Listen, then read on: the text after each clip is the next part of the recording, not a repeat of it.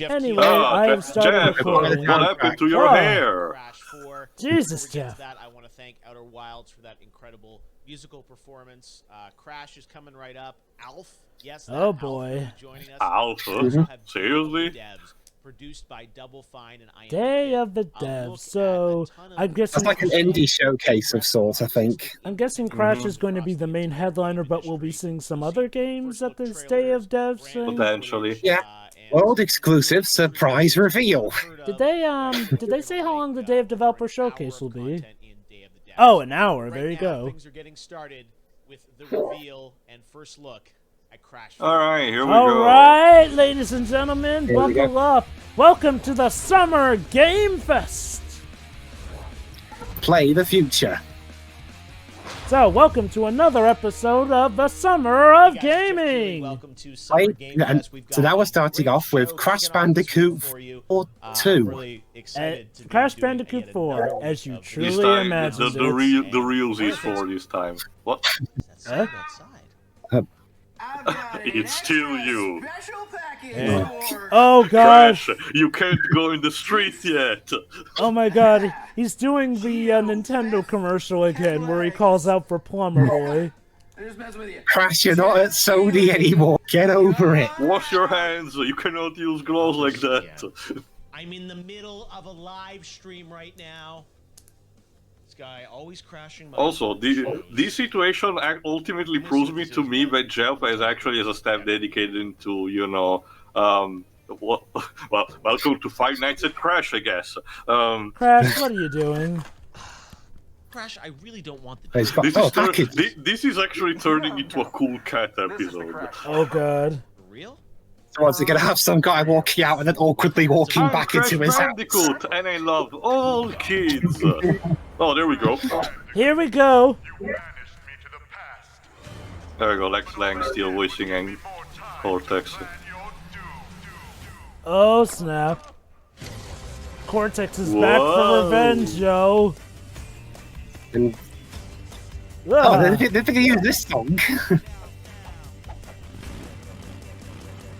And rail grinding or branch It's gliding. about new powers. It's turned into Sonic. There you go, new masks that give him different powers. yeah, the masks of the Wisps, Oh, there's rail God. grinding. The Venus flytrappers can now extend their vines. No. And he died. And you can play as Cortex. Oh. And Coco, there you go. Ah, that design's going to take a lot of getting used to. I need to get a proper look at them. Those platforms are moving a lot engine! quicker. Oh, a ribbon-based boss fight against Engine. Yeah, on the drums, engine! A Crash of Titans Okay. reference? Maybe? I don't know. It's about Yeah, wait, if it's vaulting not- time. Or if it's not Nolan North voicing him, then October 2nd. Bandicoot 4, it's about time. October 2nd, 2020. Funny. Seemed like more. Ha! Totally Funny. choose your Oh, kid. ha ha ha ha ha. Crash for a brand new Crash game. It is coming this October, and right now I am. We had joined no by idea. Paul from Toys for Bob to tell us Yeah. about Oh, yeah. the brand new Now, Crash this is game. being done by Paul, Toys for Bob, So, Paul, surprisingly. please, do tell us, how does it feel that your work gets on the internet before you should actually showcase it? Of, Crash Trilogy and CTR. What does This that? is How a does that make you feel brand in this very Crash moment? game built from the ground up. Okay, so basically, Toys for Bob did assist on the development of the Crash Insane trilogy, and they also are also the main developers of the Spyro Reignited trilogy. It's about time, and it's a play on the fact. I that can we've been definitely waiting tell the for style- You could slow down time. With one of the specific new powers that each showcase, one of the masks do that. It's filled with so much information. I mean, you know, playable Neo Cortex, Coco, Crash, but I'm curious, like, what, you know, you guys had worked on, you know, the remasters of Crash, but now to start with a new game, there's, I'm sure, so much trepidation about, like, what's going to be a worthy, you know, follow-on, calling it Crash 4. Yeah, it is a tough act, to be honest, but... Yeah, I mean, we tried it back in 2001, and it was fine, but that's about it. Ask ourselves, where did we want to start? And though technically this is the 8th game in this series, all of the fan reception that was coming out of the Insane Wait, trilogy. 8th. So let's see. To Insanity is the 5th. And start from that. There's the Titan duology. Yep. 7th, yeah, so these should technically be the 8th. Okay. Developed by Naughty Dog. That was The 8th certainly a new high one. point in the Yeah. series, both Okay. critically and commercially. And so that's where the events are going to key off. But where's the Crash Bash remake, damn it? Probably the next Beanox instead will do. Considering the support for Nitro Fueled, CTR Nitro Fueled has basically slowed down since I don't know February. We're probably are gonna be the one doing something next about that. In the universe, and expose the fact that there's a multiverse. So it's going to be up to the Bandicoots, Crash, and Coco. The multiverse. The Crash multiverse. So wait, it's both time travel and dimension hopping? travel. A lot of people were probably wondering. God, hey, multiverse Crash theory is a in bitch. 2020. How much? It's of it actually is really easy to more comprehend. linear, It's actually really easy to comprehend. classic Crash levels, and of course now. So what, are the Titans games going to be their own unit? Game. How are you doing it? Like, tell us Possibly. about Actually, that would actually be a very good justification for stuff like the designs. Speaking Well, of which, getting tag team racing, that was also developed by Radical, and even though the design same as the ones in Twinsanity, the characterization was the ones that we'd see in the games. Still don't understand why engine had to be blue.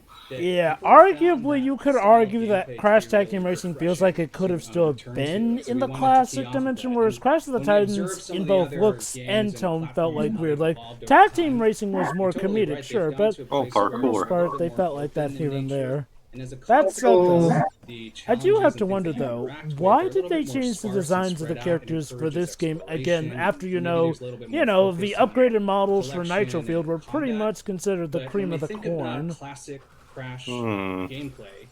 It's dense and it's focused, and it's really the streams of hazards and the challenges, the platforming challenges, they come and there's almost a rhythmic quality to it and how reliable it is. And I know that for me, when I learn a level and I understand the nuance of the timing... I just realized that T-Rex falling into the lava was a straight-up Crocomire. A sort of Pretty much. flow state when you understand that kind of musicality. Multiple playable characters. How are you doing that? Is it kind of like by level, or like we saw Coco and Neo playable in there? How does that work sort of in the scheme of the gameplay? So Crash and Coco, you're going to be able to choose between them. Yeah, like in the SA trilogy. What I'm guessing is that Cortex will be like a situational thing, some specific levels. Familiar faces. And you're right, there's going to be some new playable characters. We're teasing today Dr. Neo Cortex. He's got a more new playable characters? Coco.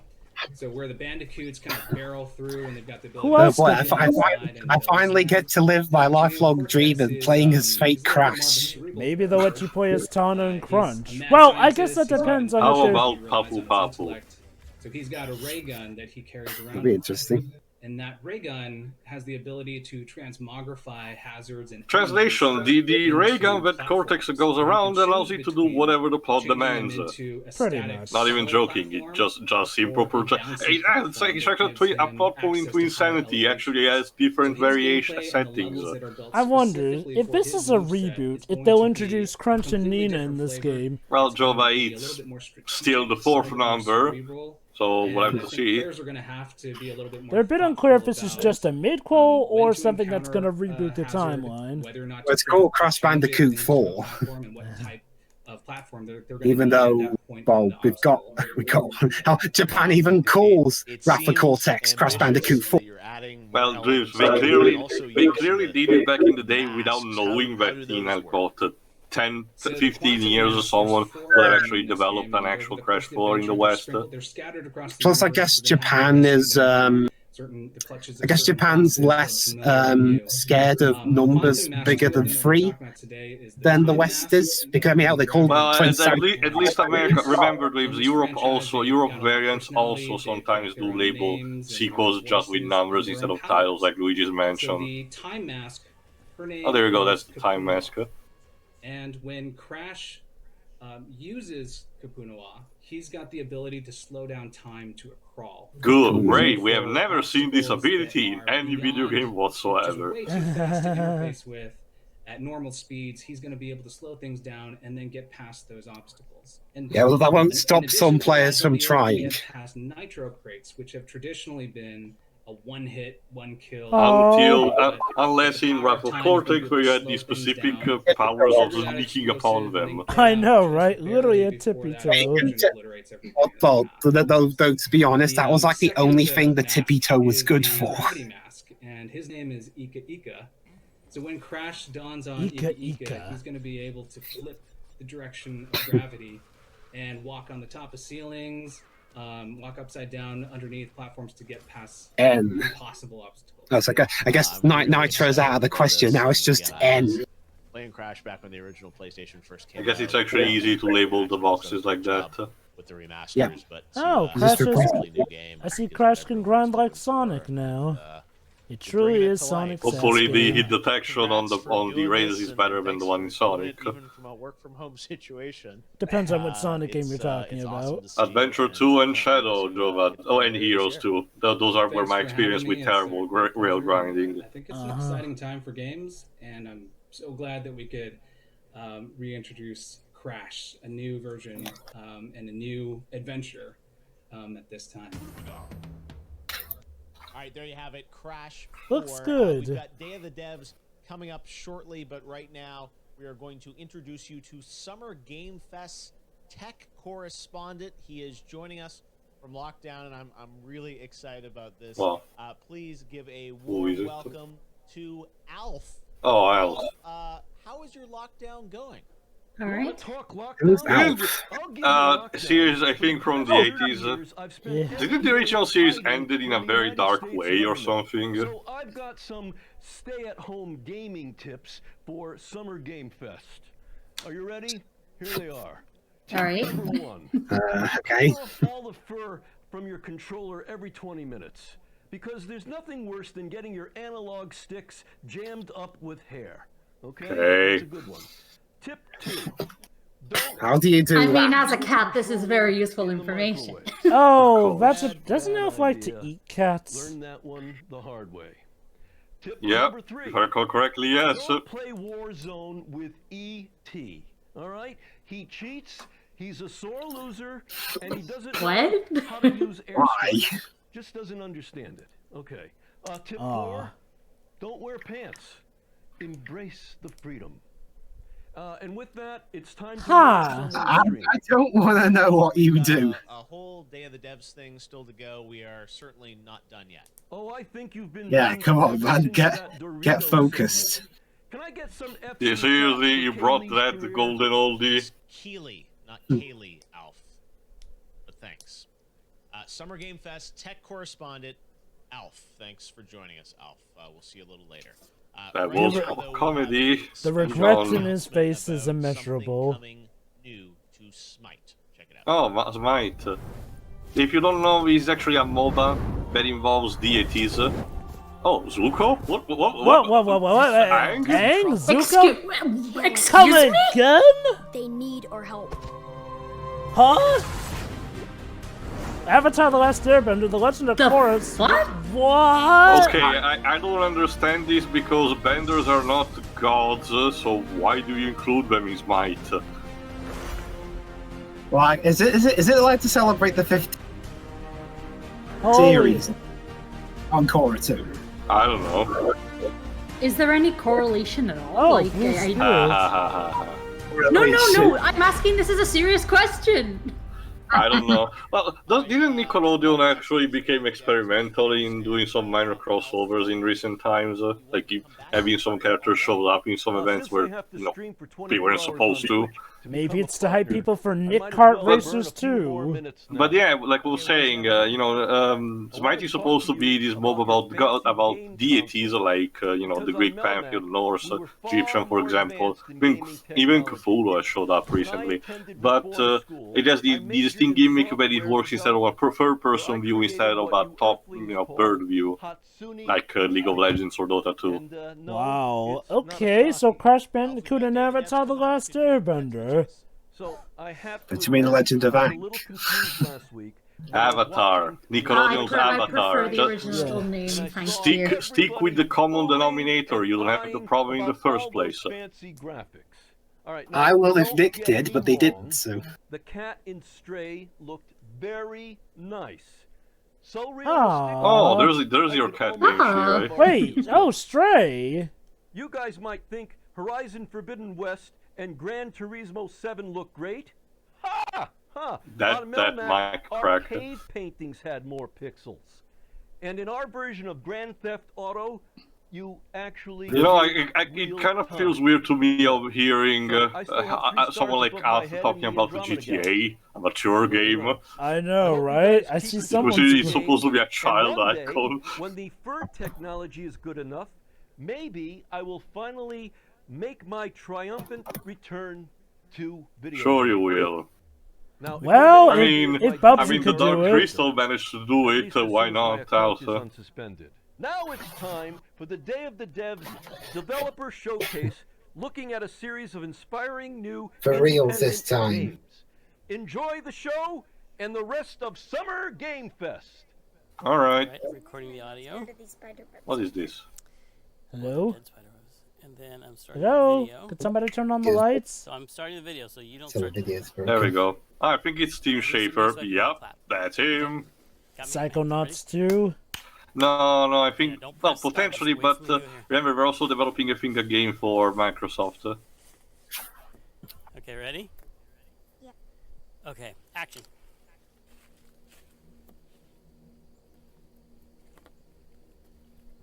Are we about to go Evil Dead on this? Got me airing out my skulls. I need to have them all ready for the big Day of the Devs Summer Games Fest. We're going to be showing a lot of cool games today. Team, You need the skulls no, to be at don't optimum stop it. performance. Get to the point.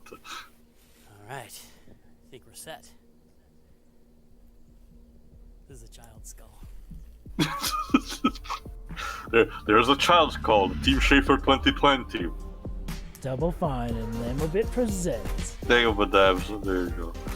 Did they seriously just Hello, get Tim welcome to the Schafer in Day to of the Devs host Summer Game this? Fest Showcase. We're going to be showing you some great indie games. Yeah, I today, guess. and Meet the developers. Day of the Devs is a show Yeah, we've been doing we since used to be indie 2017. ourselves.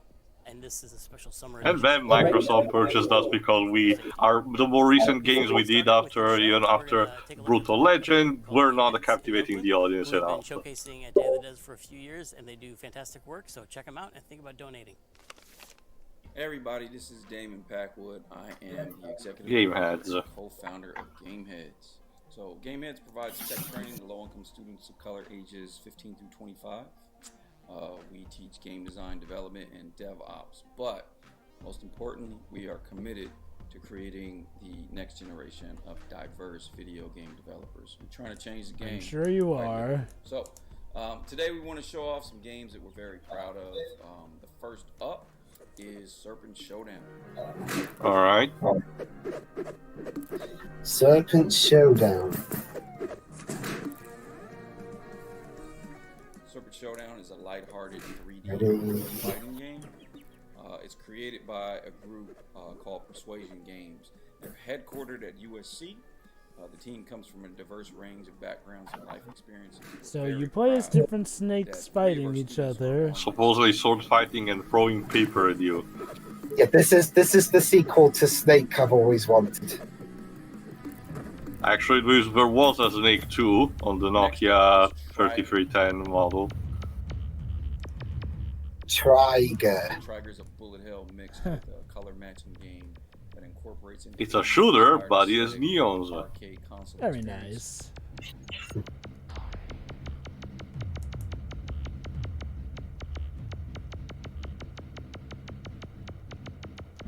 Looks very shooty. This was That's developed the idea, by though. one of our students, Joseph Hooker.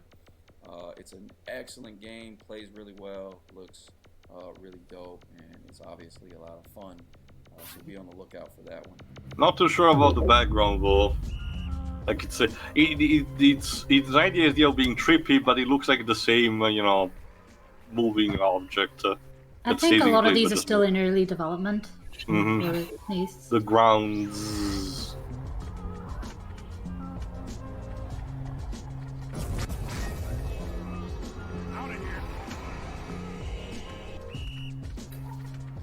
to hear. It's got a great soundtrack, some really funny voiceover. It's created by an all-black male team. Shout out to Tiati Suarez, Jovan Smith, Xavier Ward, Yaku Herring, and Tabari Davis.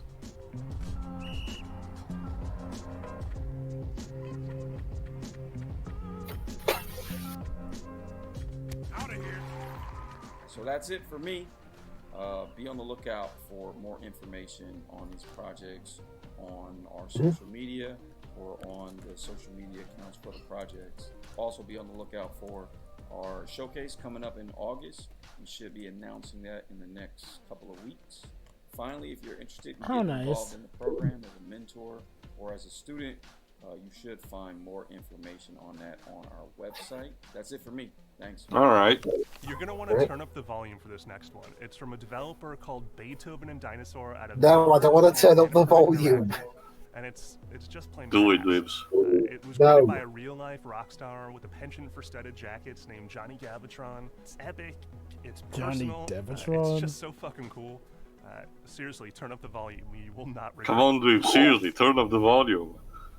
No, I don't want it. The Artful Escape. I think we've already seen this in previous trailers to this. Oh, yeah, I feel like we've seen this too. I think there was like one last year at E3. From Beethoven and Dinosaur. And right now we're going to show you the video game that we've been jamming on.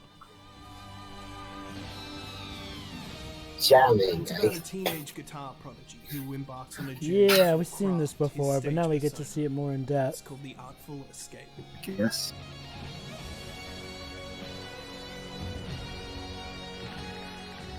So it's a musical platformer? That is about Kinda. a It does remind me prison of... escape, apparently. For that, it reminds me of Beat Trip Runner. It also has the idea behind it. Well, yeah, this seems to be more story Francis focused. is the nephew of legendary folk icon Johnson Vendetti, who's kind of like this universe's Bob Dylan. In these opening chapters of the game, we're introduced to Francis's hometown, the staggering legacy of Is his it going to uncle's be the fame Bob Dylan of video games? expectations of his fans. The last time that tried is... Many of the townspeople have opinions, even memories, of Johnson Vendetti. And they'll offer you advice, history, and ill omens.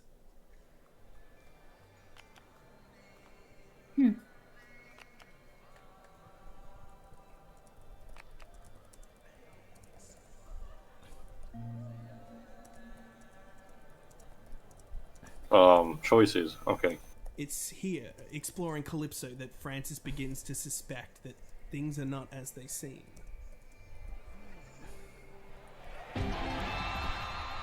Now, it gets cosmic pretty quickly for Francis in the pursuit of his new stage persona, and we join him in the world Get of Limited, cosmic. searching for a jazz club that never appears in the same place twice.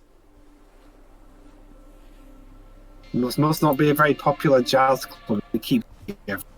Don't you see? I think it's magic dwarves, possibly. Also, I'm like think of it as a mobile base going on tour everywhere. Maybe for a revolutionary cause, they can't afford to be in the same place. A musical world.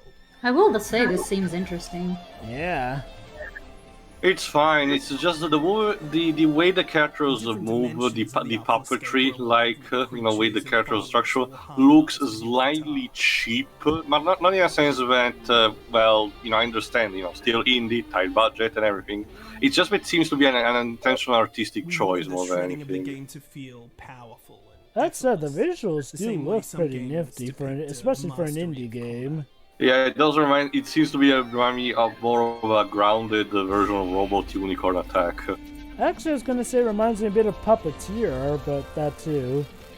Well, yeah, I guess. Like in both the visuals I and think also this is a the little more character colorful than Puppeteer, but I get where you're coming from.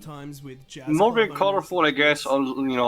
Brighter, because Puppeteer was colorful. Yeah, was colorful, but needed to give a more effect of light in the dark. It was more subdued. Mm-hmm. And sometimes with staggering cosmic wild things.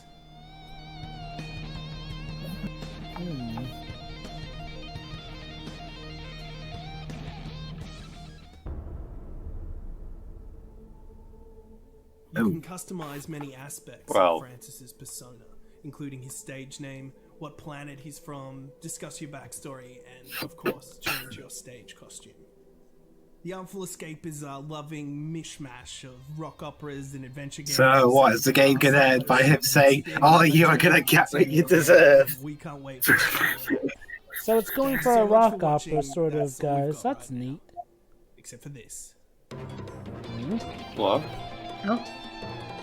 Except that you get to play guitar on a flying turtle. Why not? What is this?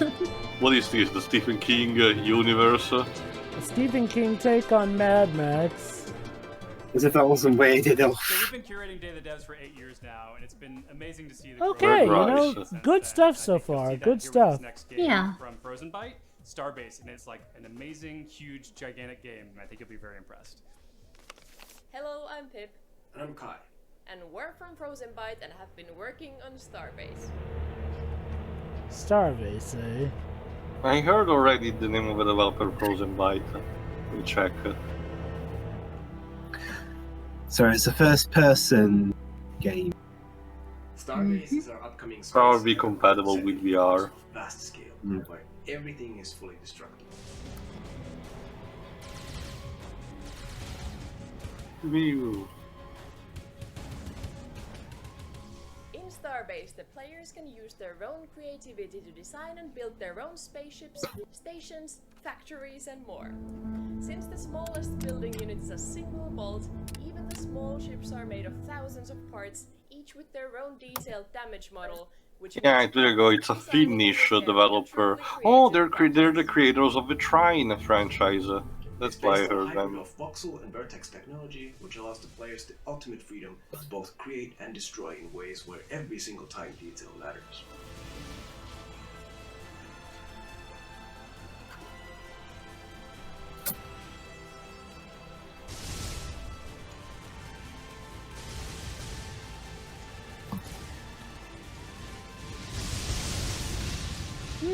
However, damaged ship controls don't necessarily mean that the journey is over.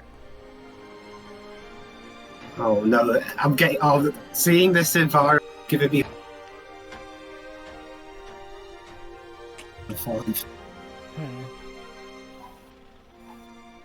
reconnecting pipes and cables won't solve your flight issues, you can manually adjust the thruster and generator values in the engine room and continue on with your journey. So basically, you're looking after a giant ship. Yep.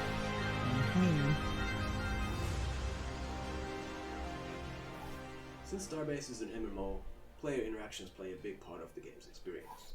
You can build and design ships. So please be nice towards each other. And we can all get along. Unless the player just decides to deliver it. Attack somebody else's ship and steal their cargo. There you go, Dibs. Yeah. Wow. If I ever get this game, this is what I'll be doing.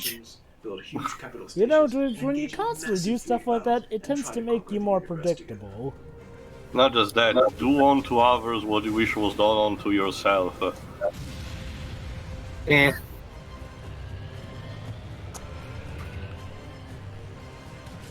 Why are you such a Benedict Arnold a lot of times, Dibs? What do you mean by that? Oh, just a guy who, you know, kind of betrayed some of America to England during the Revolutionary War. Because of if you do it in a video, it's fun. You know, dude, sometimes teamwork is keen. Yeah. Well, I pity you if you're ever on an Overwatch match with other people. Discover stations, asteroid fields, wreckages from previous battles, and they might encounter fellow travelers or even unknown dangers.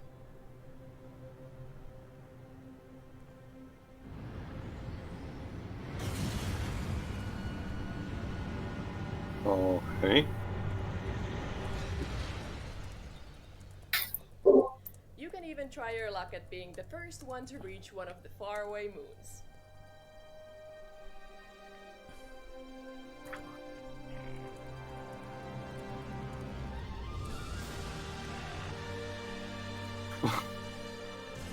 What is that? Space Vegas?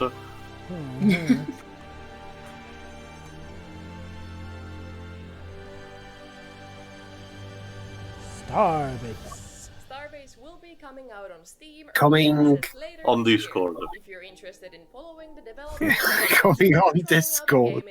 Yes, Discord is a gaming platform now. Honestly, it's only a matter of time at this point.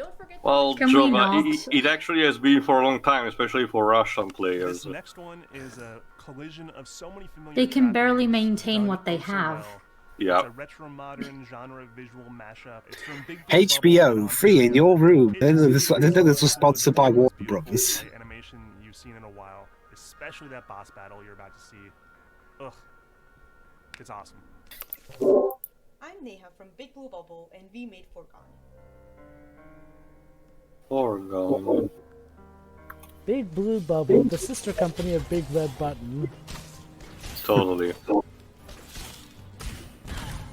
Foregone is a fast and fluid 2D action platformer packed with loot and a retro pixel art feel. Does remind me of it does remind me of classic Metroidvania, 2D Metroidvania. All while unraveling the mysteries of the entity known as the Herald.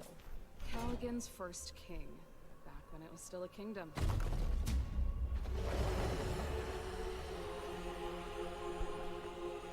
Hello.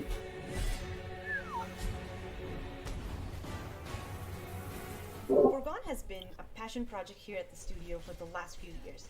After making mobile games for the better part of a decade, we wanted to Yeah, it does remind me of games with a similar. There are a game that has been done recently with a similar aesthetic, like I forgot the title now.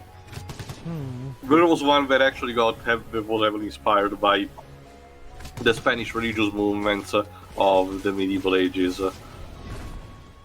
We took cues from innovative games like Dead Cells to create a modern take on classic pixel platformers by using 3D animation to create a 2D experience that feels great to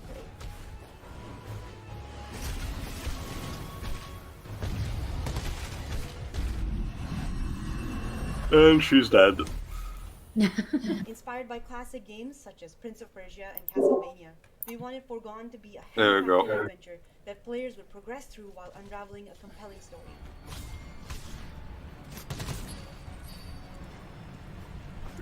Die. That's the idiot lives. We were also inspired by games like Diablo, where your character progresses through the game by discovering rare loot that helps you defeat mobs of enemies across the world.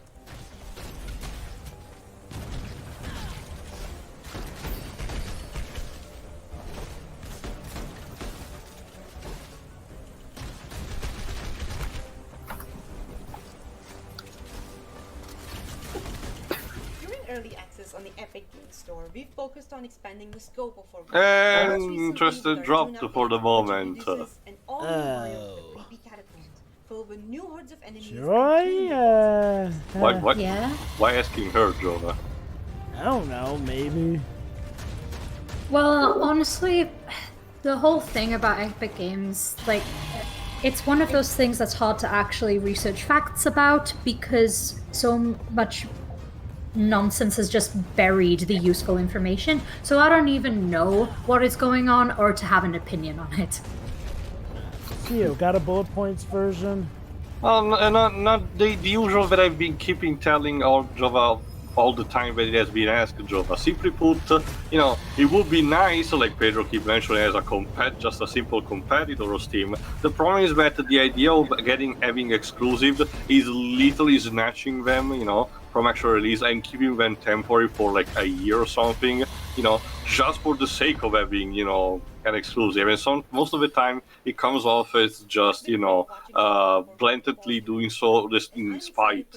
Special mention goes to literally snatching Shenmue 3 from Steam, which, a lot of Steam players wanted, and making it exclusive to the Epic Something Games similar Store. happened recently. There was one game that was showcased at the PS5 reveal that was a Kickstarter, but was potentially Kickstarter for like multiplat, but now it's receiving like a PS5 exclusivity deal as a result of being potentially backed partially by Sony, and the people who did the Kickstarter were not exactly happy about that. It's a situation similar to that. What is this? Jesse Jacobs.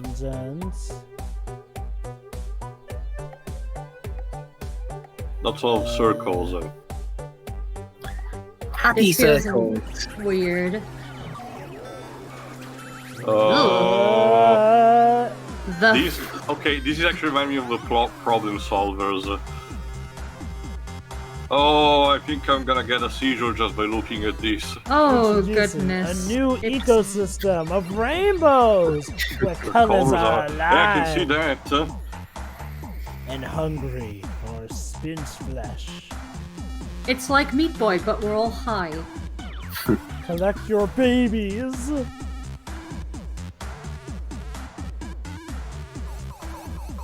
And use them to bash bosses to bits. What do we have? Yeah, collect your children back from the void and then throw them at people. Yes. What a lovely parent you are. So like Squid Baron. Oh god, this is trippy. Jesus, that room. Oh gosh, that wall. Yeah, I think I get the idea where his inspiration comes from.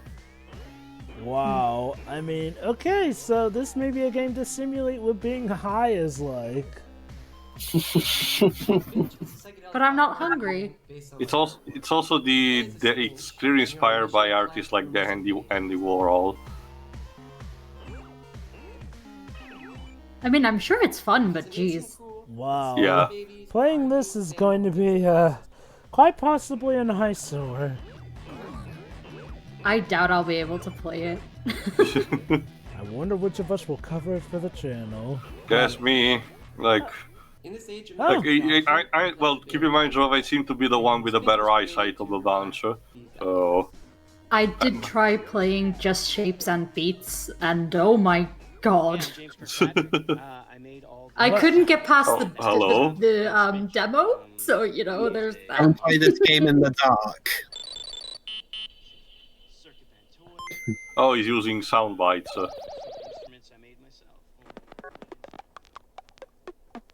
It's basically lo-fi. That's the gist of it.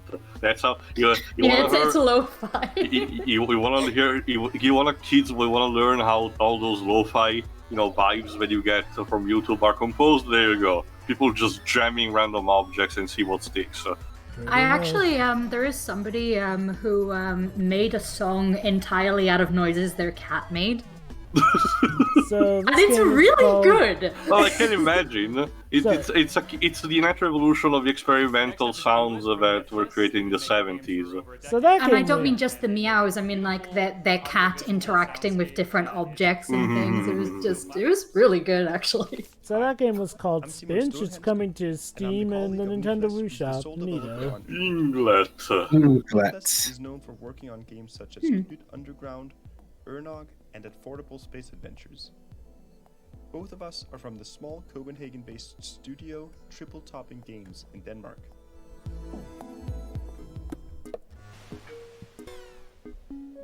In Yndlet, you jump between bubbles that float in the sky like you're a space dolphin.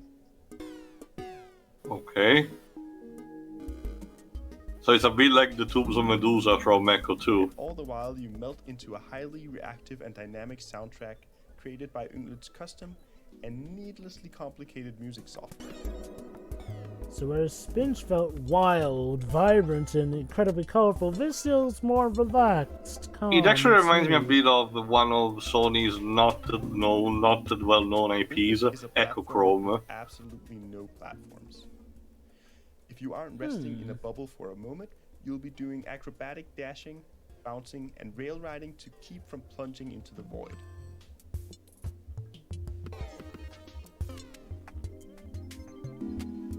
So basically, keep yourself on your toes. Difficulty is fluid in Yndlet. With the granular difficulty settings, you can find the level of challenge that suits you. Yndlet has dynamic save points. You decide whether to stop, take a little break and set a respawn point, or whether to blast daringly through the level, putting everything on the line.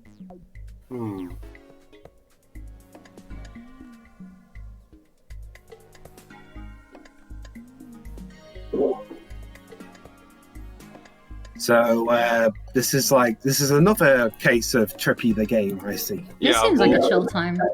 Yeah.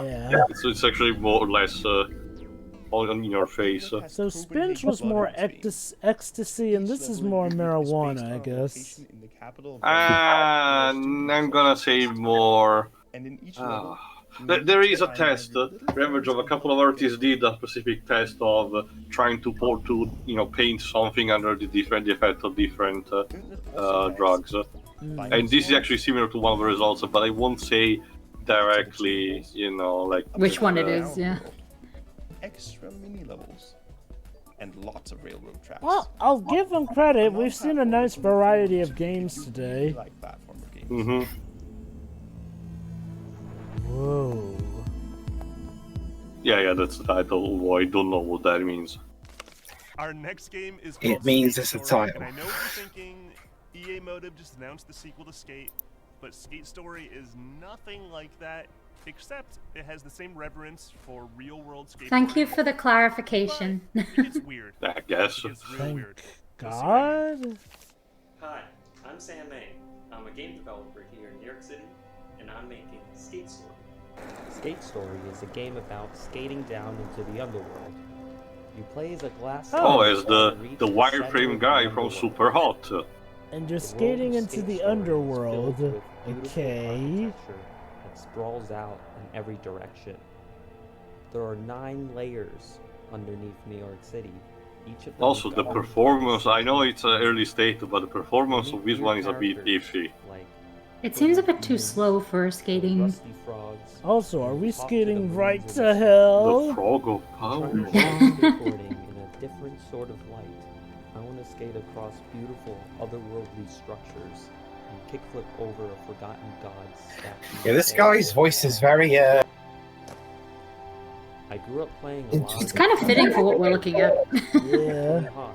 Hey dudes, welcome to skateboarding to the underworld. Skate, or Ollie Ollie, or even new indies such as Session or Skater XL. The control scheme of Skate Story is a weird mix between all of my favorite skate games. In Skate Story, you have to shift your weight before you do tricks. So, for example, Wow, it's like you're actually skateboarding. Oh wait. Foot over here. But yeah, it'll be interesting if this is coming out this year. It'll be interesting if it ends up being like a competition between this and Pro Skater HD 1-2. I doubt it. I'm still working on the game, and hopefully you like what you see. Thanks for watching. What? You will believe a man can skateboard. Alright, next up is a game that exploded on Kickstarter recently called Black Book, a deck-building adventure game set in kind of a Slavic folk horror setting. Looks terrifying. Hello, I'm Vladimir Beletsky from Martyoshka, the studio behind Black Book. What do we have here? Black Book is a story of a young witch who just recently received her knowledge of dark arts. With her, How we nice. travel across a mythical, authentic landscape of 19th century Eastern Europe and encounter mythical creatures. So Some of you them play as a friendly, witch, while essentially. others not so much. Will you find academia? The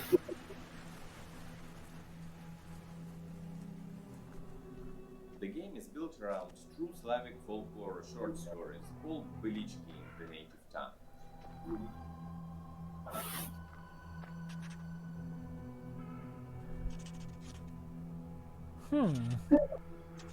So, an RPG, maybe? In these stories, people tell about allegedly true meetings with spirits and demons.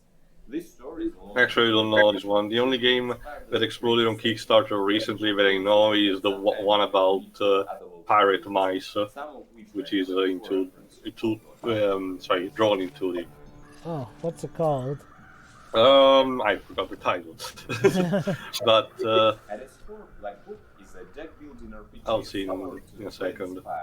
and mixed with old-school adventure games. Fascinating.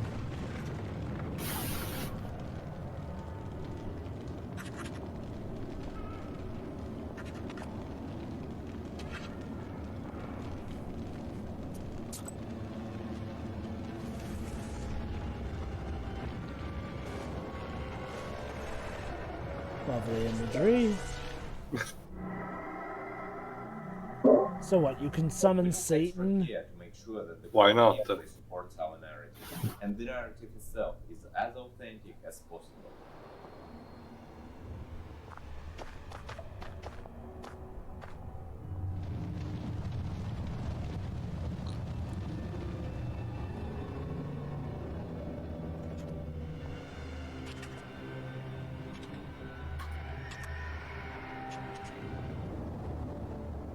Velichki has their own structure, has their own goals, and we try to convey that in our game. We feel that the unique Slavic setting and its lore have great promise when it comes to world building.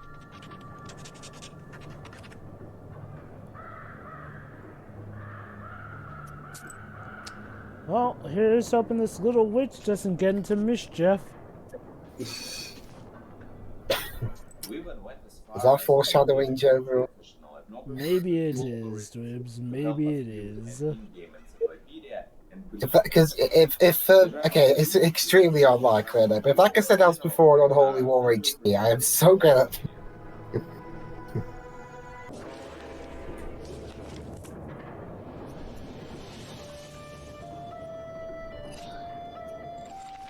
You can do I was going to do the Harry Potter thing there for a second.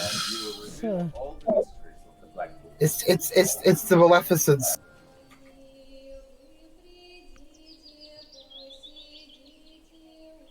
Of course, we gotta have a lone woman singing in the background bit. It's a requirement at this point, Jova. Yeah, if you don't have it, that means you're not deep.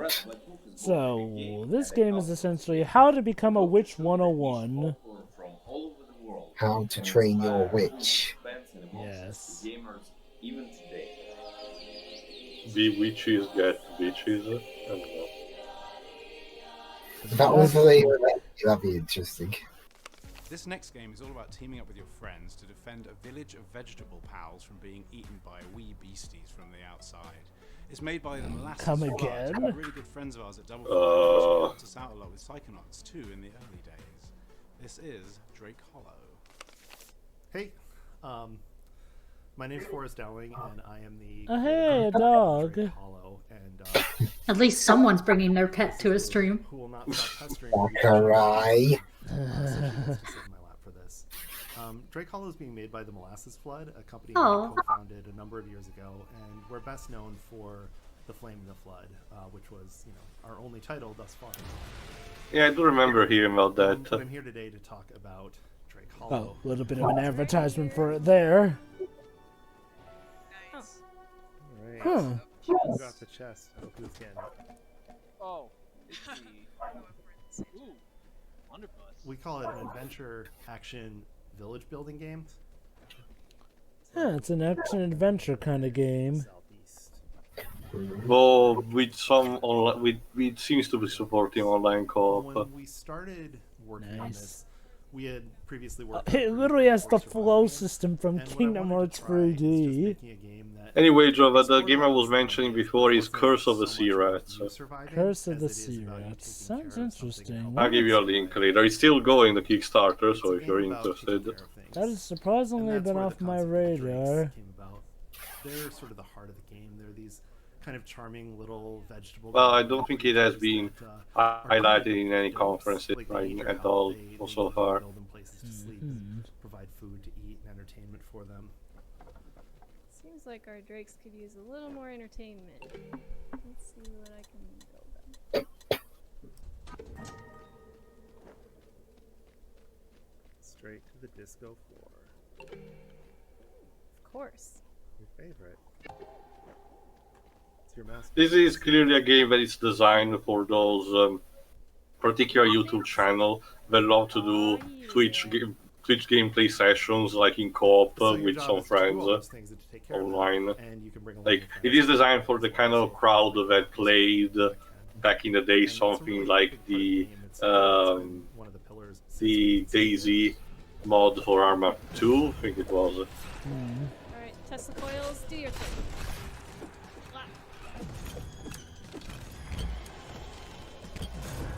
Side, little buddy.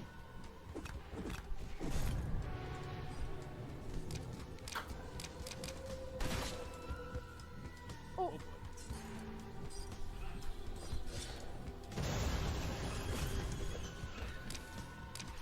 Maybe I should... Oh no, I'm out of decoys.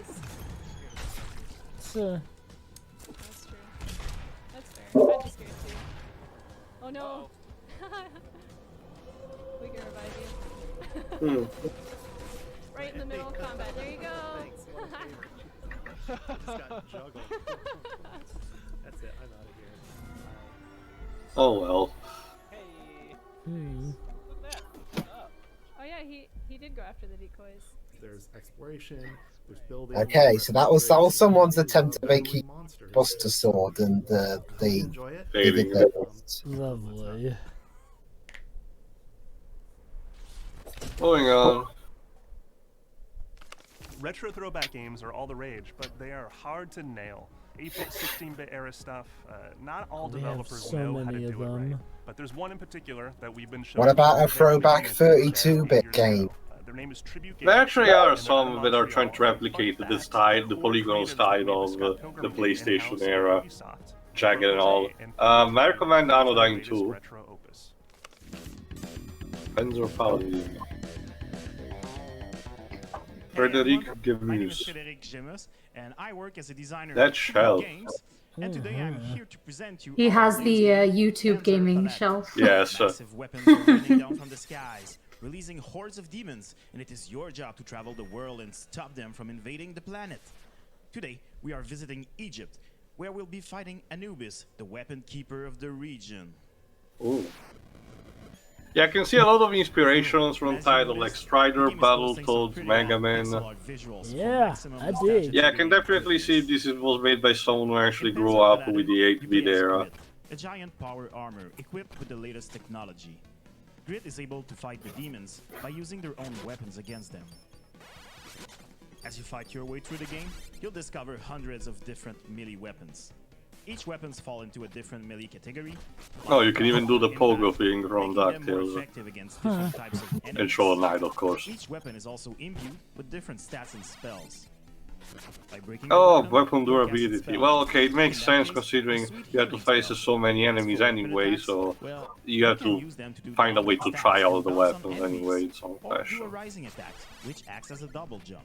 Or you can simply throw them at enemy's face to deal massive damage. But watch out, weapons do wear down. Oh, it also has a combat similar to Zelda 2. Up and down. There are plenty That's of weapons nice. to collect all around the game. Throwing weapons at enemies or breaking them to cast powerful spells is part of what makes Panzer Paladin so much fun. But perhaps your greatest weapon in the game might just be Flame, the squire that pilots the Paladin from the inside. She can eject to sneak into tight spaces, or to recharge the power armor when it's low on energy. using Oh, her that's attacks. nice. She can swing from rings with her laser whip, or use it to strike demons as well. But, as you can see, she can't pick up the demonic weapon, as only Grit can do so.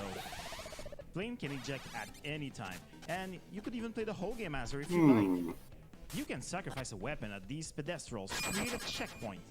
Checkpoints are well worth it, mainly when you encounter creatures So like do you this want to one. go armed to the teeth, or do you This want to is the do the Horseman. safe thing and If you hoard save? too many spirit weapons, the mythical creature will come to fight you.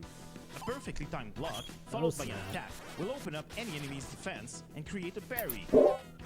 You can also use the It certainly Baghdad, sounds a like it'll lightning have a bolt good that will dodge soundtrack. almost any attacks, Yeah. especially those on Maybe the gameplay in general seems actually pretty interesting to me. It looks like something that wouldn't look out of place in Shovel Knight's world, actually. Albeit, you know, probably somewhere later down in the timeline. For aesthetics, yes, but the color palette is much different. With the blacksmith, you can forge anything you want. You simply need to draw the pixel art using our simple. I mean, that seems fun. Name your creation. Yeah. Fork of And Doom. allocate the points to the different parameters and spells. Once saved, your friends You can even actually draw your... Oh no, not the cat. Oh no! You can even actually design the weapon if you're good with 8-bit art. That's nice. Can't wait to see all the penises. Just your own. Find shortcuts. Oh wow. Maximize combat techniques. And discover new ways to save time. Earn medals and place your name high up on the leaderboards. Oh boy, leaderboards. With 17 carefully crafted Everyone's weapons, now each seeing with a red. unique boss, protecting a powerful weapon for you to seize. Speaking of By seeing completing your red. first run of the game, you'll Warning. unlock the remix mode, where you can access alternative versions What's of this, Mega Man all X levels. now? We have even classic lives. Yep, that's a whole lot of Freedom Planet side-scrolling 2 also action. has this now. The game is set to release this summer. Is that game out? No, no. The demo is publicly available, though. And it's constantly being updated. Hope you enjoyed today's presentation. Honestly, this game is actually pretty nice. Summer 2020 is which... yeah, I'm probably getting the PC version. And maybe, who knows, maybe I'll record that in the future. I like the customization feature. Yeah.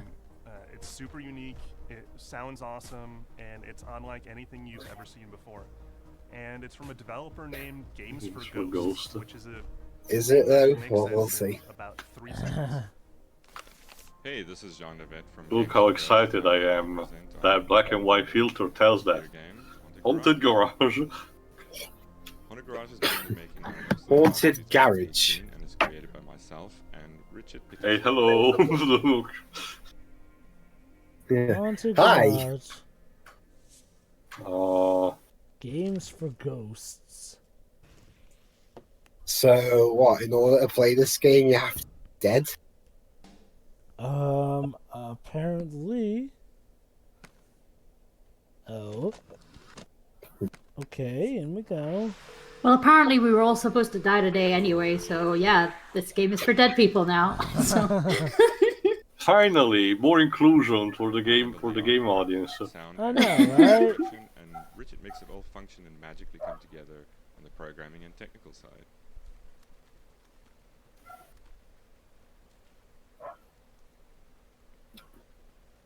Am I hearing that dog on the stream or like?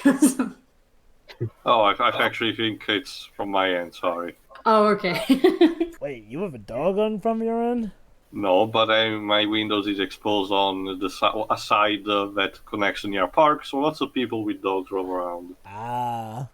Plus, it's the afternoon still, so people would still be out. So, what is this game? This is also why I prefer rainy days, there's no one actually to bother. What started out as curious experiments with drawings and sounds has turned into a music production adventure game. It all started with a dream. Taking inspiration from games such as Myst, King's Quest, Plug and Play. Oh, taking inspiration from King's Quest, eh? Put all our experiments under one roof. So it depends. Visual toys that allow you to create an evolving musical loop. Alright.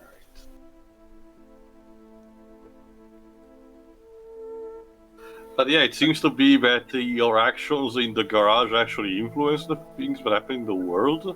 I guess when you create new inventions, you affect how the world goes. So you can literally play God. Not really. It's haunted from in your the own sense that you're not garage. exactly sure who's in control or what the state of reality. Which actually reminds me of one of the episodes of Love, Death, Robots, where a couple discovers basically an entire civilization that has been built and keeps going in the inside of the refrigerator.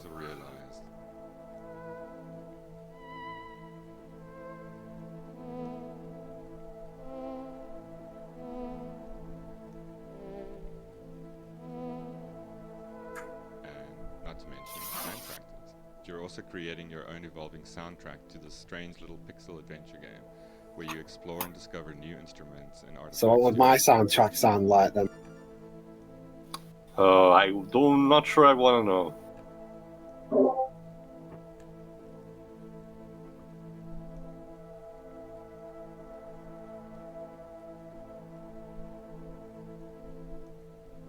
Oh.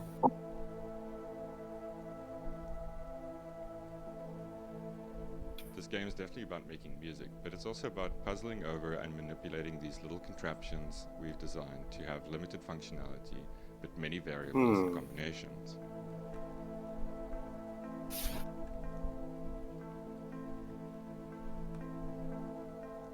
Wonder Garage aims to allow players to have a comfortable, creative experience. Unlike traditional digital audio workstations that can overwhelm beginners easily, the instruments in Wonder Garage provide you with a fun and non-intimidating environment to become acquainted with musical concepts, while also providing enough room for more experienced musicians to flex their creative skills within the limitations.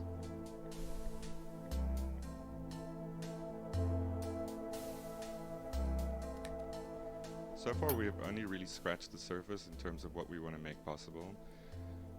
We have a substantial amount of devices, artifacts, and interactive vignettes that have already been designed and waiting to be implemented. Besides Adventure Mode, we plan to introduce other game modes that will allow players to construct and capture their own full songs and packages. Alright, I guess. Huh, that's nice. Wonder Garage version 1 is by no means a finished product, and many corners still need to be ironed out. But what we have achieved thus far is the groundwork for what we see as an exciting new adventure gaming experience. Whether it's just about going along for the ride and adventuring, or spending hours mastering your skills and crafting your perfect little jingle and sharing it with your friend. Like you have to keep the whole tune going to actually have the world still be alive, damn. So it's a lot more complex than it originally leads on. This seems like it's too stressful for me. Sure. Lots of micromanagement. Sure, all you gotta do It's a very interesting concept, though, but God. all you gotta maintain is the flow of everything, and that'll keep the world from going to hell. For a long time, all the way back to Xenoclash, and they have a very unique personal house style. I think you'll see reflected here, and it's a bonkers game. Hello, I'm Carlos Bordeo from the Studio Ace team, the people who made Rock of Ages Ah. and Xenoclash. And I'm here to talk to you about The Eternal Cylinder, our upcoming game.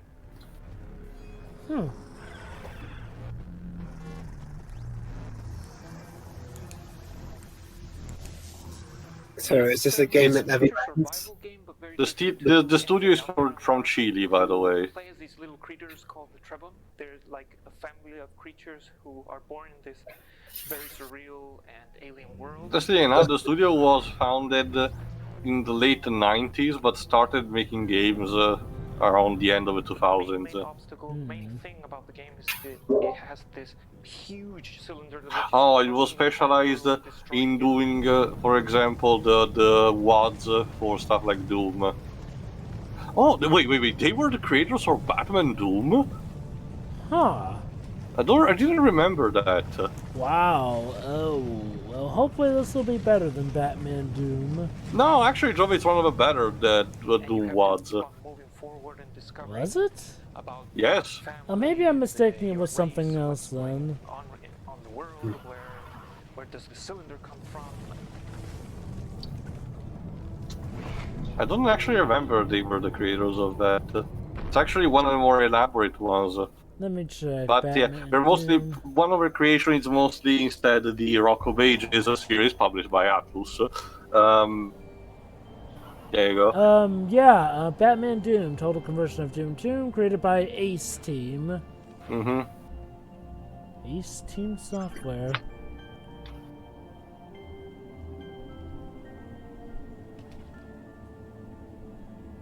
Meanwhile, these things are just okay.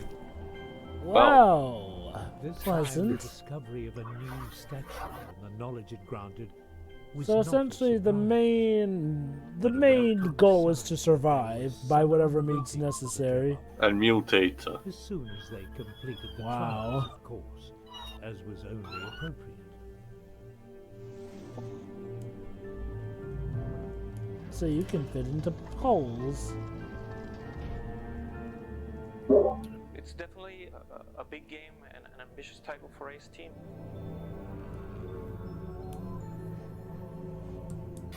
Early ray tracing. Yep.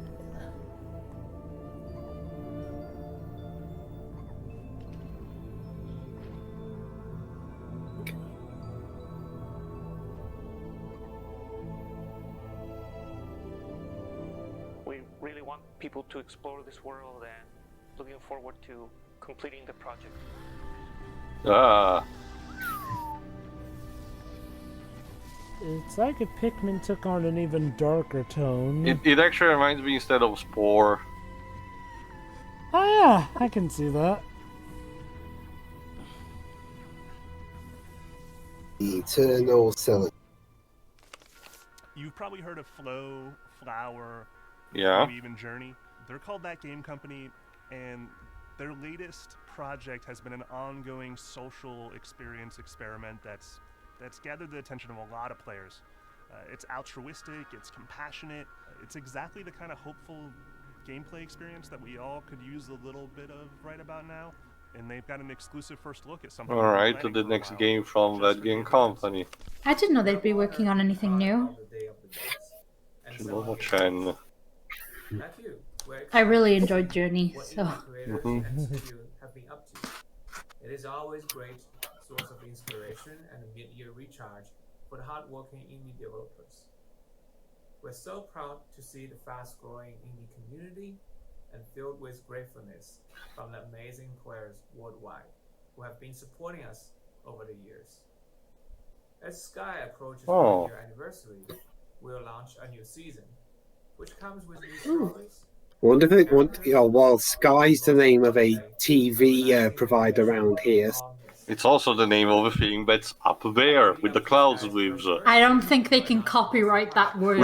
Well, to be fair, Shiroi, Comcast did try to copyright the word Sky once. So Really? I wouldn't call that out too much out of a question. Remember, No Man's Sky, the game made by that Hello Games, actually had to fight over Comcast lawsuit for a while. I don't think they own Sky till like.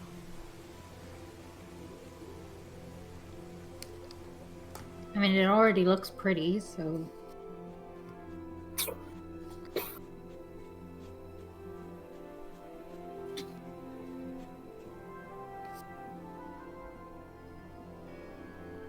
Oh? Oh, it was 2018, sorry.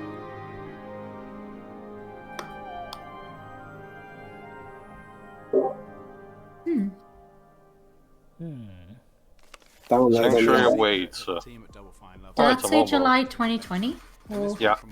Okay. Interactive looks like a really, really cool expression of the genre. It's moody, it's woodsy. Alright, let's see what Double Fine wants to do next. This is The Night is Grey. Hey there, hope everyone is doing okay. My name is Andre Broe and I'm the creative director at Willstar Interactive. I'd like to show you The Night is Grey. Well, the sky's grey right now. Night. It's like bluish white here. Clear. Cyan, that traditional cyan. In this cinematic thriller, you play as Graham, who is being followed by strange... Although to be fair, I don't think the subtype's grey sky's gonna catch style. Suspect the worst has happened. Maybe for a sequel.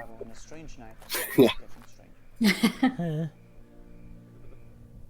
We tried for a somewhat surreal and creepy David Lynchian atmosphere.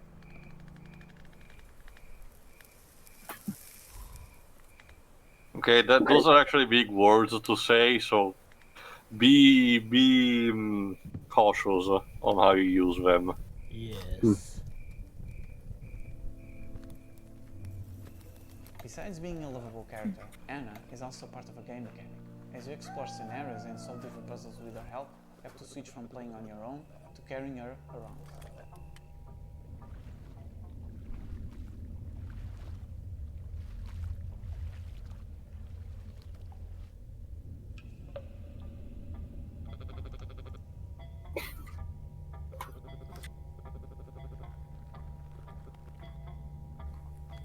Like any adventure game, you have to solve puzzles to progress.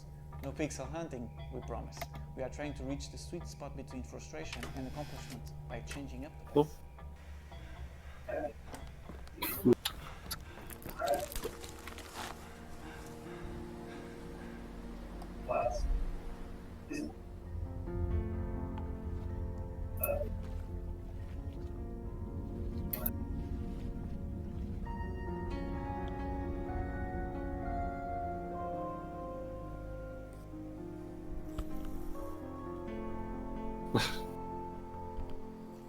Very touching.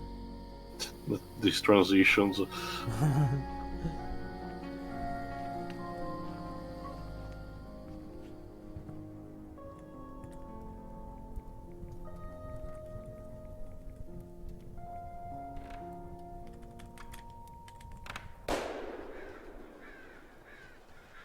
Oh. The night is grey.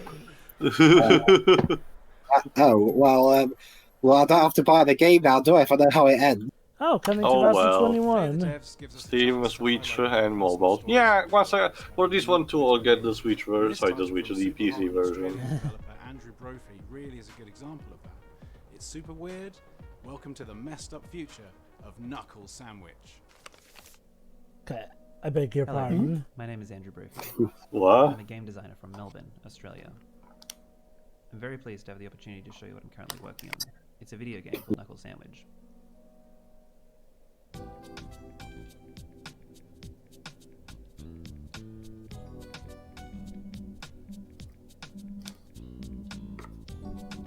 Does everything hurt? Are you not performing it? Well, yeah.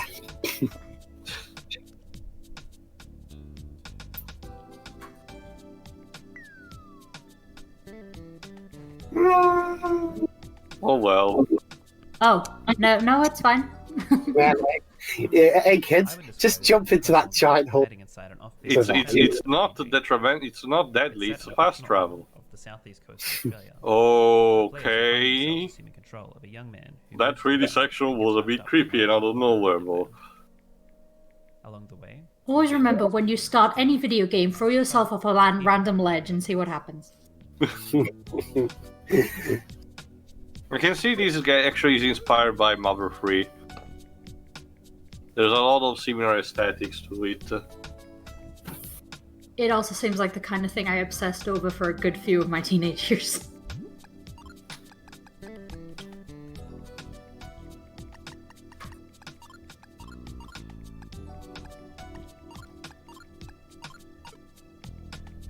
Oh, cola. As I mentioned earlier, Knuckles Sandwich. Generic cola. They function pretty much exactly as you would expect, except Goodness. all special abilities are replaced with a huge variety of minigames. Oh, cool. Dun, dun, dun. Yeah, it seems to be. Sorry, a proper, a sort of a different version of the traditional Earthbound Mother series battle screen.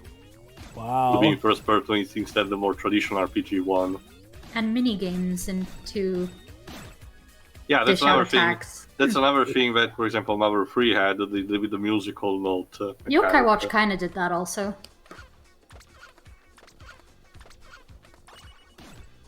Oh, well, this seems to be taking the WarioWare approach. Or I like it. Also Undertale, like random minigame, solve it if you want to attack.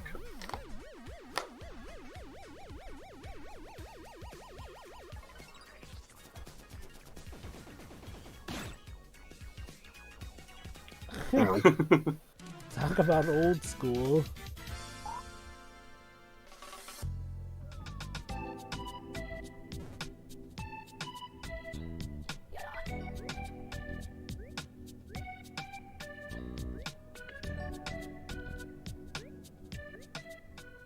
Anyway, that's Knuckles Sandwich in a nutshell.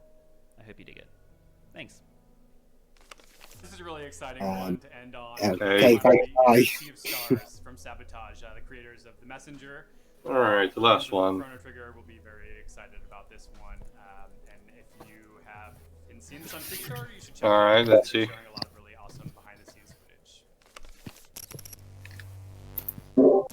Hey everyone, my name is Thierry Boulanger. I'm a creative director and co-founder at Sabotage Studio in Quebec City, Canada. About 3 months ago, we revealed our next game through a Kickstarter campaign, and we were blown away by the response. So Our new game is called Sea of Stars. It's a Sideways. RPG inspired by the So we got a Canadian developer now. Happened since then, even though it's only been 3 months, we had Yasunori Mitsuda, the Chrono Trigger's composer, who joined the team as a guest composer. And also we're working on a playable demo, which is coming out just next month for backers. And we were also invited by Summer Game Fest to celebrate with them by putting something together. So we were delighted by the opportunity to work on an updated trailer to show some of the polished up animation we've been doing, and also give a bit more screen time to a character that some people felt endearing and wanted to see more of. And so, you know, with everything going on in the world, it seems our duty as entertainers finds new purpose. And so we sincerely hope that you will find enjoyment in this fresh look at Sea of Stars. Stay safe, everyone. Sea of Stars. Oh yeah, I remember this hearing and I think seeing something about this one. Yeah, definitely inspired by Chrono Trigger.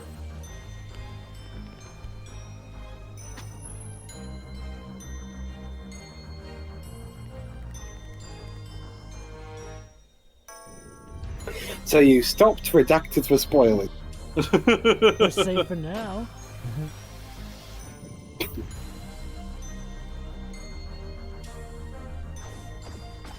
Captain's ready to raise anchor. So, a pirate game? The music certainly sounds fitting. Pirates seem to be all the rage in video games lately. So what? Disney gonna have another? Sorry, Lives. So what? This in the future, Disney gonna make a license out of Pirates of the Caribbean? Well, who knows? Would not surprise me, especially since there's rumors of a Pirates of the Caribbean 6 abound. Sea of Stars. Coming to PC and consoles in 2022.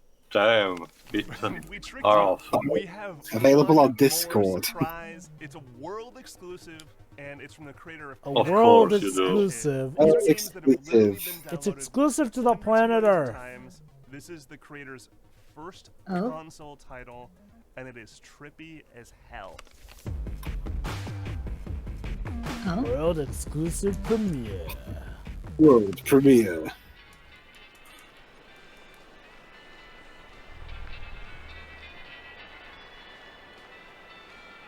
So what is this, cricket or something?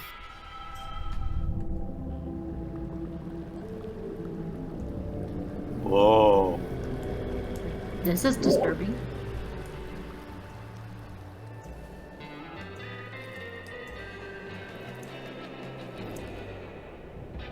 Yeah, don't turn around, please. So what is this? Is this onion rings, the game? I think those are Cheerios. Yeah, I was about to mention, it looks more like Cheerios. Yeah, we're in a bowl of cereal now. This is weird. Is this like the Honey I Shrunk the Kids official video game? Wait, what? Overlook Trail. Okay. I have no idea what this game is. Electric.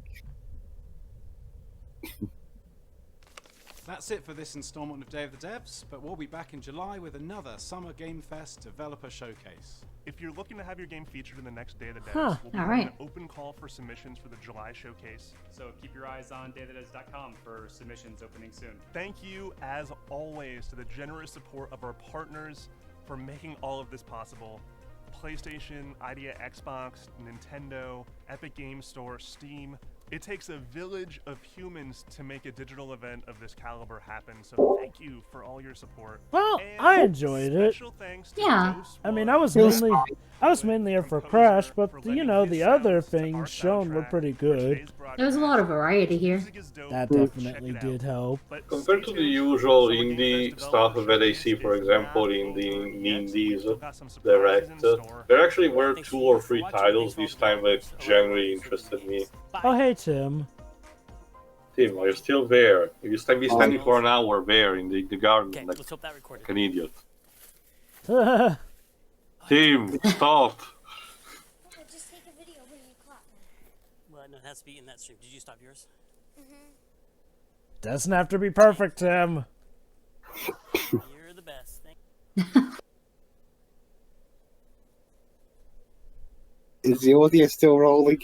And yeah, I think the rest of this is going to be like live audio. That's going to exit. Alright, Alright then, time for our sum up here. I'll go first. Crash Bandicoot 4 was a pretty stellar showing. So, from what I've seen for clarification on Twitter, it doesn't seem like they're retconning the future games out of existence, at least not just yet. And going off of some key art I found, it looks like we have some interesting new characters, like, we have what looks to be the female version of Dr. Entropy, for whatever reason. Dingodile's back, and Tana looks like she may become a mainstay. Would be nice, you know, seeing as how she kind of got booted out of the franchise for BS reasons in the first place, so if it works, it works. Turns out she's the main villain and wants revenge. On who? On, you know, it's a meta game, you know, Jeremy. Cute. But yeah, Crash Bandicoot 4 looks like it's going to be a very fun time. Looks like it's going for full price, so here's hoping it's worth that price. I am a bit perplexed by choosing to have Toys for Bob take over and also them changing the design. I don't really care for Coco's redesign. Crash looks pretty great. Cortex, he could look worse, so he's fine. I did notice them mentioning, though, that they'll apparently have some other new playable characters. My guess is that when it comes to Nina. Cortex, yeah, Nina as well, and maybe Tana and Crunch will show up, but playable as well for whatever reason. It's interesting, this game seems to be both time travel based and dimension hopping based, to the point where the Japanese version of the title apparently focuses more on the dimension hopping, whereas the English title focuses more on the time travel here and there. They definitely weren't kidding when they said it would take place right after Crash Bandicoot 3. It literally opens up with Cortex talking about how Crash Bandicoot banished him to the past and now he's back for revenge. He's totally going to win this time. How did him and Entropy manage to revert from their babyfication? Hopefully it'll be more of an explanation than the got Crash Bandicoot text, i.e. none. It just happened. Maybe they'll explain that Dr. Engine fixed it. But yeah, the game looks pretty good overall graphically.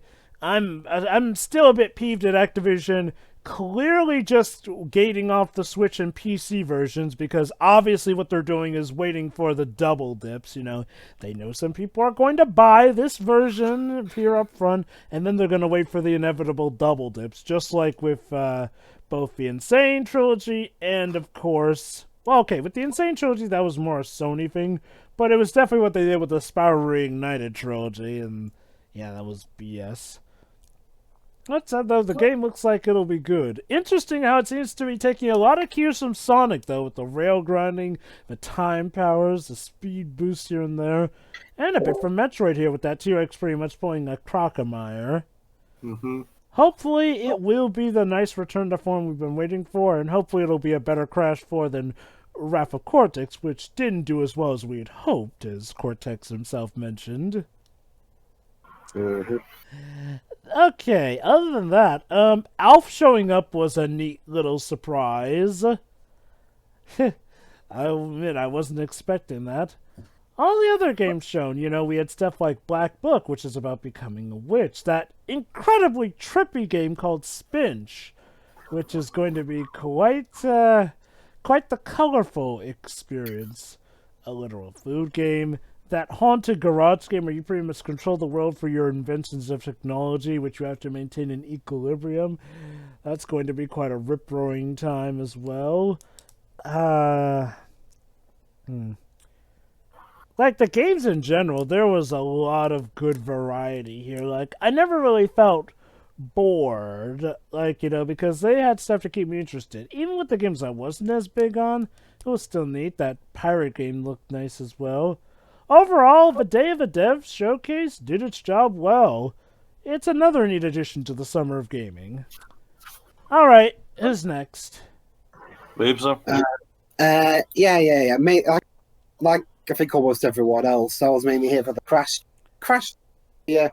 4-2 looks very good. And yeah, even though as I was saying in the chat, I'm pretty sure Japanese band rather the Rapid Cortex there was called Crash Band. And behold, I was digging around and it's still got the name Crash Bandicoot over there. Well, this one has a subtitle anyway, so... I guess. Well, so did... Oh, yeah, a different one. Yeah. So, technically speaking, they are different. Move on. Right, yeah. Crash 4. It'll be better. It'll be better this time. Again, we just run with it being called Crash Bandicoot 4. If the Japanese want to deal with it their way, that's up to them. I was mainly on about the quality, because last time on Crash 4 it was fine. Again, that was it. It was just fine. It had a lot of problems. There've definitely been worse Crash games. Yeah, I guess. Boom bang. Yes. Okay, go on, Libs, please. As for the others, it's like I don't really play much game, but the ones shown here look very interesting, if not trippy a couple of times. Like if it wasn't the one extreme of trippy where there were pastel colours everywhere, it was the trippy that makes me feel like I've taken some sort of drug. Yeah, the drugs that make you high. That's a lot of drugs, Gibbs. You're gonna have to narrow it down. As opposed to the drugs that you get for passing the winter, Gibbs, what kind of statement is that? Well, there are legal drugs that let you do that. Yes, Gibbs, the effect is technically speaking the same. It's just the quantity that you assume that is different. Continue. Anyway, that's about it. I haven't got much else to say, to be honest. The indie stuff looks good. The Crash stuff looks very, and we'll see where we go from here. And there is that other stream tomorrow that's more about the games from the bigger publishers. Although I'm not sure we're going to be doing that. Which company is it? All sorts. Well, we can discuss that after we're done. Yeah. In the meantime, Shiroi. well, I don't really have much to say about the indie stuff, aside from, again, a lot of variety, especially compared to what we usually see in the Nintendo streams. Mm-hmm. But, some interesting titles here, but, Crash 4. Great. Awesome. Don't have to wait for the PS5, which is lovely. Although apparently there is like PS4 Pro enhancements that the PS5 might end up getting anyway. Probably, but I'm not going to wait because I'm not getting the PS5 at launch anyway. So same. Yep. I am actually surprised that they gave this to Toys for Bob because, like a lot of people, I thought the reason for the DLC stage in the Insane trilogy was to test the waters, design for hey, maybe if this works, maybe we could do something new. So I'm surprised Vicarious Visions didn't keep this. I wonder what they're doing. Right now they're doing the Tony Hawk Pro Skater 1 and 2 HD remasters where you make a copy whatever you want. But I always thought that the edition, considering Vicarious Vision was specializing in doing Crash more on a 2D, 2.5D plane, was to redo in that kind of style the GBA title, the GBA being Duology, XS, and Crash 2. But yeah, this game looks a lot of fun. I don't have much to say about the designs or any specific details. I'm going to have to get a proper look at those.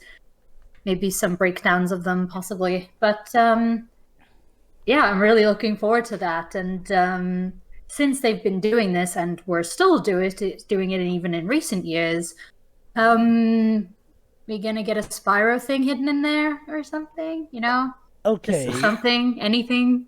Well, there is some speculation that, Crash 4 could lead up to a reimagining of the crossover between Crash and Spyro to be, actually a platformer. I don't know. That reminds me. I just got an update. Apparently now, nothing is made non-canon, but apparently the older games now are in multiple different dimensions, supposedly. Which, again, would explain stuff like the redesign of the Titan Duology. So honestly, I accept this more here than with the Sonic franchise because, Crash has always been about time travel and potentially dimension hopping. So yeah, this isn't anything surprising or new. I'm okay with this. Personally, if they can just reimagine Crash Bandicoot to insanity, I'm a-okay with the Titans duology being a separate universe. Mm-hmm.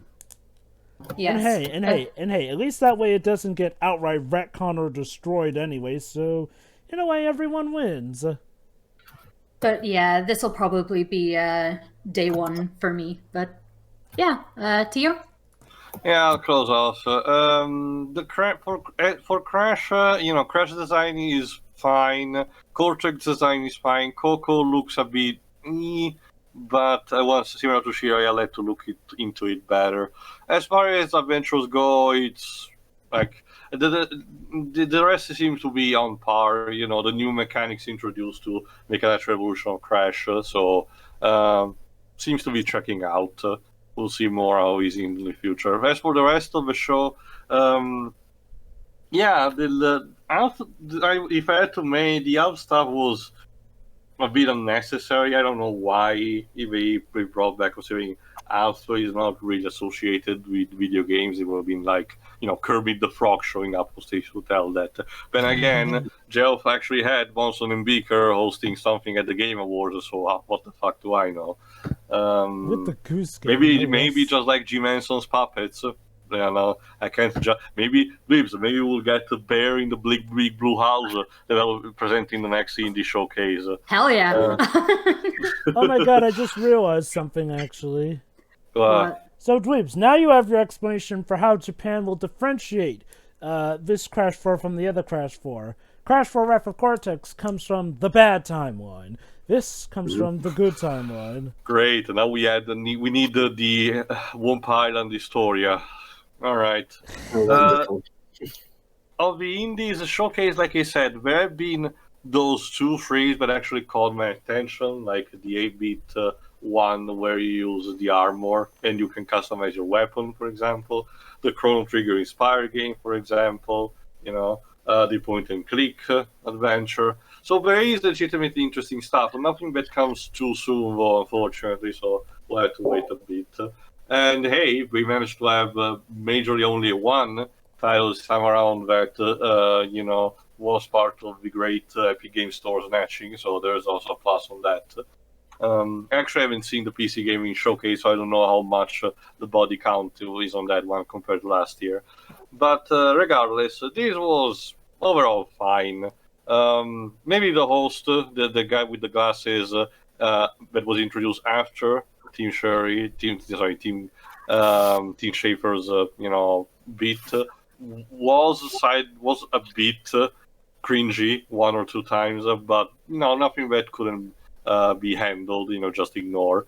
But that's it. So yeah, Crash looks interesting. I like to look more into that. The Indie Showcase was more solid than the usual Indies Direct. So we'll see you for whatever's next for the Summer of Gaming. See ya. See ya.